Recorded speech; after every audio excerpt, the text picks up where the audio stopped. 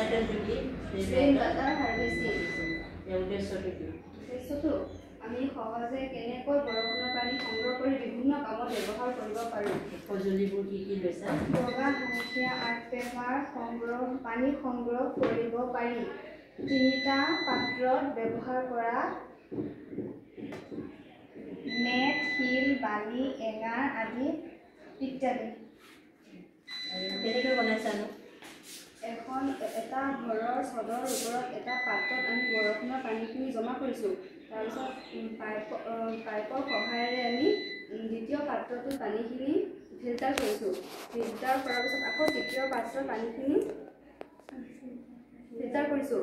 Filter কৰিবলৈ হ'লে আমি ইয়াত প্ৰথমতে নেট দি লৈছোঁ। নেটৰ পিছত বালি, সৰু সৰু শিলগুটি আৰু এঙাৰ এইখিনি দি আমি পানীখিনি ফিল্টাৰ কৰি দ্বিতীয় পাত্ৰটোত যেতিয়া পানীখিনি আমি বিভিন্ন কামত ব্যৱহাৰ কৰিব পাৰোঁ।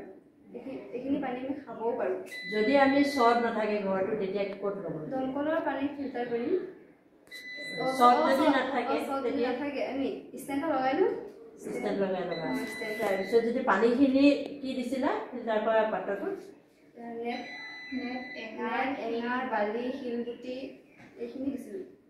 ইয়াৰ উপকাৰিতা কি? উপকাৰিতা আমি সহজতে কেনেকৈ উপলব্ধ মানে পইচা খৰচ নোহোৱাকৈ আমি কেনেকৈ ইয়াত উপলব্ধ কৰিব পাৰোঁ। তাৰপিছত এইটো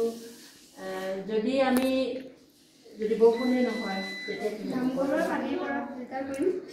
দমকলৰ পানী ফিল্টাৰ কৰি খাম। ফিল্টাৰ কৰা পদ্ধতিটো তোমালোকে জানা? কেনেকৈ কৰে আৰু এবাৰ কোৱাচোন। ফিল্টাৰ কৰিবলৈ হ'লে আমি এটা পাত্ৰত আমি প্ৰথমতে নেট দি ল'ম। নেটৰ পিছত শিল, গুটি, বালি, এঙাৰ, ইটা টুকুৰাখিনি দি পানীখিনি ফিল্টাৰ কৰি ল'ম। তাৰ পৰা বিশুদ্ধ পানী ল'ব পাৰোঁ।